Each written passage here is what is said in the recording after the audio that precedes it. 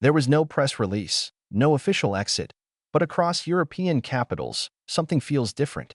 The United States is still part of NATO, but its attention and presence are clearly shifting troop movements, new spending priorities, strategic focus turning toward Asia and the Pacific. And back in Washington, a message is becoming clear. We'll help those who help themselves. That line from President Trump in March wasn't a threat, it was a signal. And in Europe, it landed with weight. For countries like Poland and Estonia, sitting on NATO's eastern edge, even a small shift in American focus changes everything. If America is adjusting to a new world, what does that mean for Europe's old security map? Strasbourg, April 2025. President Emmanuel Macron steps up to a podium. His tone is steady, his words are measured, but the message is anything but routine. Europe must prepare to defend itself, even without the United States. He wasn't asking America to leave. He wasn't ending NATO. He was describing a world where Europe takes more responsibility, just in case. And then came the moment that stunned observers. France is prepared to extend its nuclear protection to other European nations. France holds nearly 300 nuclear warheads and is the EU's only nuclear power since Brexit. It has the submarines, aircraft, and command systems to match. This wasn't a threat, it was an offer, a safety net in case the old one frays. But for countries used to decades of American defense guarantees, the real question becomes, is Europe ready to rely on itself? Poland has long been one of America's closest security partners in Europe. It hosted U.S. troops, bought U.S. weapons, even built entire bases for NATO operations. But in May 2025, a new chapter begins. France and Poland sign what's now being called the Treaty of Nancy, a sweeping defense pact focused on joint training, arms development, and strategic planning. At the center of the treaty, dialogue on sharing nuclear protection under French leadership. This doesn't replace NATO. It doesn't reject America. It's Poland hedging, planning for a future where Europe carries more of the weight. Poland's prime minister put it this way: "We are not turning away from anyone. We are simply preparing for every scenario." That one sentence echoed far beyond Warsaw. It was picked up in Berlin, in Rome, in Vilnius. Even Poland, once America's frontline partner, is building new options. What are other countries quietly preparing for? Germany is still Europe's biggest economy, still NATO's second-largest contributor after the United States. But in this moment of change, France stepped forward, Poland realigned, and Germany is quiet. Why? Internally, the country is divided. Some want stronger EU defense ties. Others worry about antagonizing the United States. And many Germans simply don't want to talk about anything nuclear. Public polls show it. Macron's proposal for a shared nuclear umbrella? Only 32% of Germans supported even discussing it. This isn't weakness. It's a reflection of Germany's post-war identity, a military power that tries not to be one. But here's the strategic reality. If France leads and Poland joins, but Germany hesitates, what happens to Europe's center of gravity? Leadership may not wait for Berlin to decide. And that raises a question no one in Brussels wants to say out loud. Is Germany still the anchor, or is it becoming the passenger? While the headlines focus on treaties and speeches, something deeper is happening. Quietly, methodically, across European capitals. Defense budgets are rising. Sweden, newly in NATO, just approved its largest military budget in modern history. Finland is fast-tracking missile systems and cross-border drills. Italy, the Czech Republic, and Romania are forming new regional supply chains without waiting for Brussels or Washington. Even traditionally neutral countries like Austria are publicly debating conscription for the first time in decades. These aren't one-off moves. This is Europe laying bricks for a defense architecture that stands with or without the United States. And in the background, European arms firms are booming. Stockpiles are growing. Command chains are quietly sinking.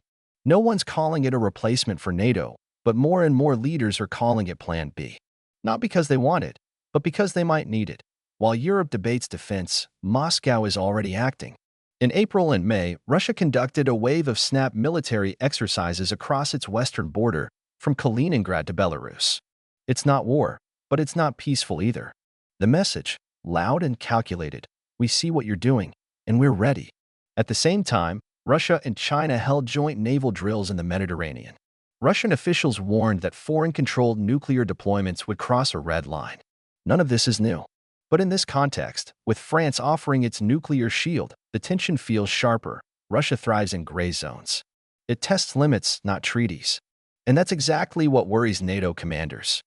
A European general put it bluntly: if Europe builds a new defense system, Russia will test it quickly.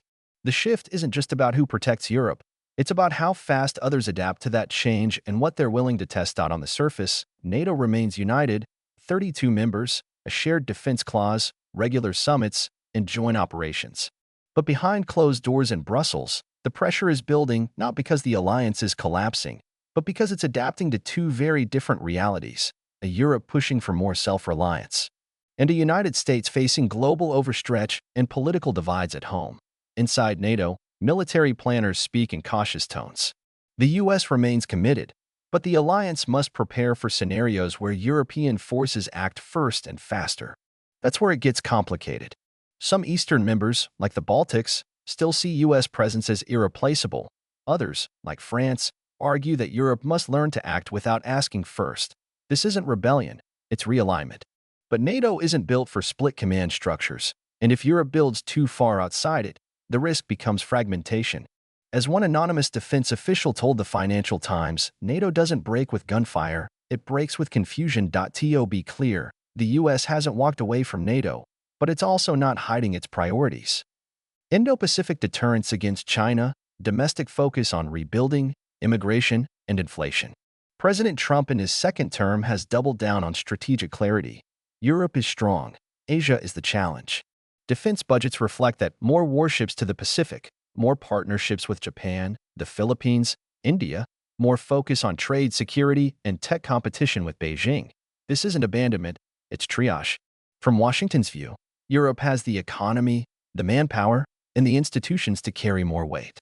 So the message is simple: we're still here, but you'll need to lead more. That's not betrayal, that's rebalancing. And it's forcing Europe to ask, can we really fill that gap fast enough? Something subtle but historic is happening inside European defense circles. It's not just about spending, it's about control.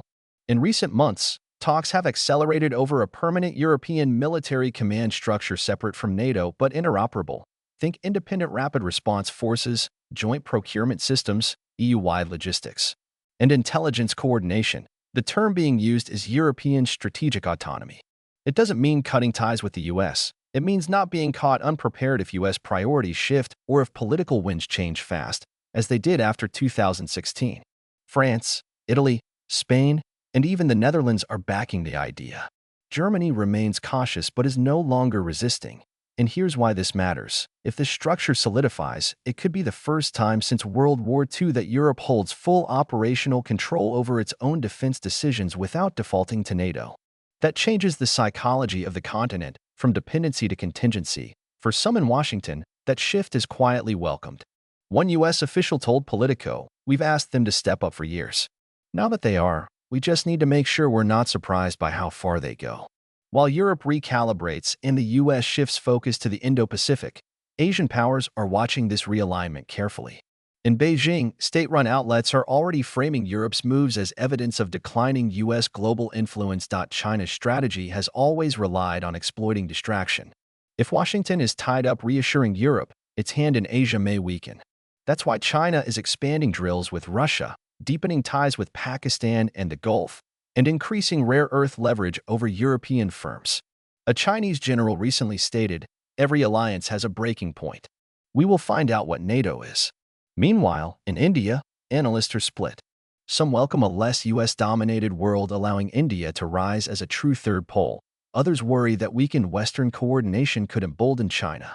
Japan is doubling down on U.S. alignment, but also quietly boosting its independent defense capabilities just in case. In short, as Europe builds autonomy, Asia is preparing for the strategic vacuum that could follow. The world's balance isn't shifting because someone's losing. It's shifting because everyone is adjusting fast. Europe's defense shift isn't just about missiles or treaties. It's about money and who controls the industries of tomorrow. Europe is now funding AI-based battlefield logistics, building homegrown drone fleets, rationalizing certain military industries, and creating new incentives for weapons innovation hubs from Finland to Portugal. Meanwhile, U.S. defense contractors are also adapting. They're lobbying to stay part of Europe's defense contracts even as Europe shifts procurement to EU firms. One defense CEO,